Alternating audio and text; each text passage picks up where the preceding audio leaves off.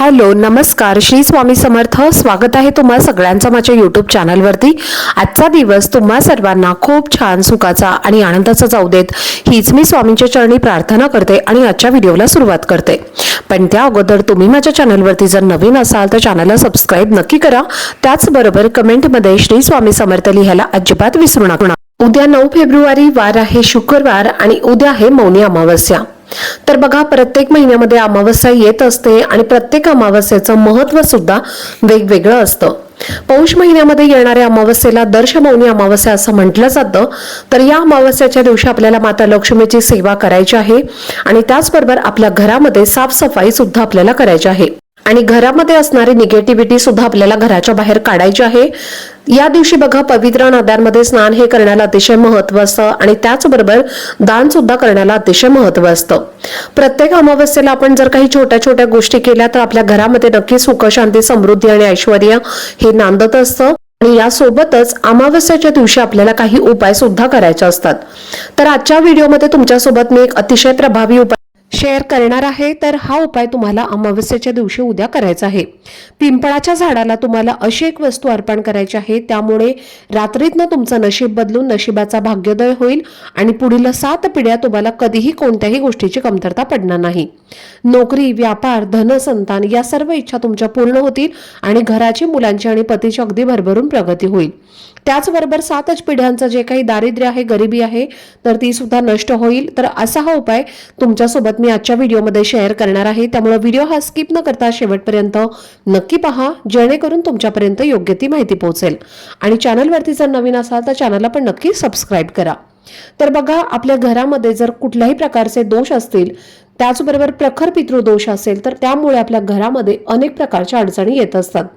त्यामुळे घरामध्ये सतत वादविवाद होणं, भांडणं होणं, मतभेद, कलह, वारंवार पैशाच्या अडचणी येणं, भरपूर कर्ज आपल्यावरती होणं यासारख्या ज्या गोष्टी आहेत तर त्या घडत असतात। त्यामुळे आपली लवकरात लवकर या सर्व समस्यातून मुक्तता होत नाही आणि घरामध्ये आलेली लक्ष्मी टिकत नाही, आजारपण वाढत असतं, मुलांची प्रगती होत नाही आणि कोणत्याही प्रकारचं महत्त्वाचं काम सुद्धा होत नाही।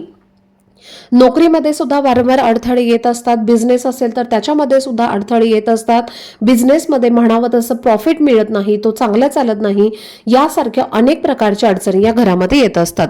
आणि जर आपण अमावस्येच्या दिवशी हा जर उपाय केला तर आपला कितीही मोठा प्रखर पितृदोष असेल तर तो नष्ट होईल आणि आपल्या सर्व इच्छा मनोकामना या सुद्धा पूर्ण होतील। तर हा जो उपाय आहे तर हा उपाय आपल्याला अमावस्येच्या दिवशीच करायचा आहे। तर पिंपळाच्या झाडाला आपल्याला एक वस्तू अर्पण करायचं आहे। पिंपळाचं झाड जे आहे तर त्याला ज्ञान आणि शांततेचं प्रतीक मानलं जातं आणि या झाडाखाली बसूनच गौतम बुद्ध यांनी ज्ञानाची प्राप्ती केली होती। तेव्हापासूनच या वृक्षाला ज्ञानाचा वृक्ष असं सुद्धा म्हटलं जातं आणि त्याचबरोबर भगवान श्रीकृष्ण हे सुद्धा पिंपळाच्या झाडाखाली बसूनच जगाला गीतेचे ज्ञान त्यांनी दिलेलं होतं, म्हणून या पिंपळाच्या झाडाला अधिकच महत्त्व आहे। तर या झाडाची पूजा जी आहे तर ती मंगळवारी, शनिवारी आणि अमावस्या पौर्णिमेच्या अशा विशिष्ट तिथींना किंवा विशिष्ट दिवशी करायचे असते। या झाडाखाली कधीही गवत उगवत नाही आणि या झाडाला कधीही कुठल्याही प्रकारचं फूल फळ सुद्धा येत नाही। तर हे जे झाड आहे तर ते शेकडो वर्ष जगत असतं। तर या झाडाला भगवान श्रीकृष्णांचं स्वरूप सुद्धा म्हटलं गेलं आहे आणि या पिंपळाच्या झाडांची जी मूळ आहे तर तिथं भगवान श्री हरिविष्णूंचा वास असतो, श्रीकृष्ण यांचा खोडामध्ये वास असतो आणि नारायण स्वतः फांदीमध्ये यांचा वास असतो। तर बघा याशिवाय पानांमध्ये श्री हरी आणि देवी देवता यांचा सुद्धा वास असतो। पिंपळामध्ये सर्व देवी देवता आणि स्वतः श्री भगवान श्री हरिविष्णू यांचा सुद्धा निवास असतो असं सुद्धा म्हटलं जातं। तर तुम्हाला हा उपाय उद्या संध्याकाळी करायचा आहे। हा उपाय तुम्ही संध्याकाळी 5 वाजल्यानंतर तुम्ही रात्री 12 वाजेपर्यंत हा उपाय केव्हाही करू शकता। पिंपळाच्या झाडाची पूजा जी आहे तर ती आपण संध्याकाळच्या वेळी केली जाते आणि हा उपाय सुद्धा आपल्याला संध्याकाळी म्हणूनच करायचा आहे। उपाय करण्यासाठी तुम्हाला एक तांब्याचा कलश हा पाण्याने स्वच्छ भरून घ्यायचा आहे। त्यामध्ये तुम्हाला थोडंसं कच्चे दूध जे आहे तर ते टाकायचं आहे आणि त्यानंतर तुम्हाला थोडेसे काळे तीळ त्या पाण्यामध्ये टाकायचं आहे, एक गुळाचा खडा पण टाकायचा आहे आणि चिमूटभर अक्षदा सुद्धा तुम्हाला टाकायच्या आहेत। एक दिवा तुम्हाला घ्यायचा आहे, हा दिवा तुम्हाला चौमुखी बनवायचा आहे, म्हणजे 4 वाती या दिव्यामध्ये तुम्हाला टाकायच्या आहेत आणि या 2 वस्तू घेऊन तुम्हाला पिंपळाच्या झाडाखाली जायचं आहे।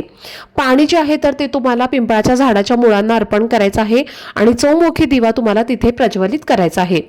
आणि या दिव्यामध्ये तुम्हाला शक्य असेल तर तिळाचं तेल हे आवर्जून टाकण्याचा प्रयत्न करा. तिळाचं तेल नसेल तर तुम्ही इतर कोणतंही पूजेचं तेल वापरलं तरीही चालेल. फक्त त्यामध्ये तुम्हाला चिमूटभर काळे किंवा पांढरे तीळ जे आहेत तर ते टाकायचे आहेत. त्यानंतर तुम्हाला हा दिवा पिंपळाच्या झाडाखाली अर्पण करायचा आहे. पाणी सुद्धा तुम्हाला पिंपळाच्या झाडाला अर्पण करायचं आहे. पिंपळाच्या झाडाला तुम्हाला प्रदक्षिणा मारायच्या आहेत आणि त्यानंतर नमस्कार करून तुम्हाला भगवान श्री हरिविष्णूंना आणि माता लक्ष्मीला प्रार्थना करायची आहे. माता लक्ष्मीला तुम्हाला आपल्या घरी येण्यासाठी आमंत्रित करायचं आहे आणि त्यानंतर पितरांची सुद्धा आपल्याला माफी मागायची आहे. पितृदेवतांना आपल्याला सांगायचं आहे की आमच्याकडनं जर काही चुकलं असेल तर आम्हाला क्षमा करा आणि तुमचा कृपा आशीर्वाद सदैव आमच्यावर राहू द्या अशी सुद्धा तुम्हाला पितरांना प्रार्थना करायची आहे. उद्याची जी अमावस्या आहे तर ती पितरांची तिथी आहे आणि त्यामुळे ती अतिशय महत्त्वाची मानली जाते. त्यामुळे आपल्याला आवर्जून पितरांची आपल्या माफी मागायची आहे आणि त्यांचा आशीर्वाद सुद्धा आपल्याला घ्यायचा आहे. आणि सांगितल्याप्रमाणे तुम्हाला हा उपाय उद्या करायचा आहे. संध्याकाळी 5 नंतर तुम्ही हा उपाय केव्हाही करू शकता. हा उपाय केल्यामुळे आपल्या इच्छा मनोकामना या पूर्ण होतात आणि सर्व दुःख अडचणी आणि प्रखर पितृदोष हा सुद्धा संपूर्णपणे नष्ट होईल. तुमच्या अजून काही शंका असतील तर त्या मला तुम्ही कमेंट करून नक्कीच विचारू शकता. तर चला, झालेली सेवा ही मी स्वामी महाराजांच्या चरणी रुजू करते. आजचा व्हिडिओ जर तुम्हाला आवडला असेल तर व्हिडिओला जास्तीत जास्त लाईक, शेअर आणि चॅनलला सबस्क्राईब नक्की करा. भेटूयात पुढच्या व्हिडिओमध्ये. तोपर्यंत सर्वांना श्री स्वामी समर्थ.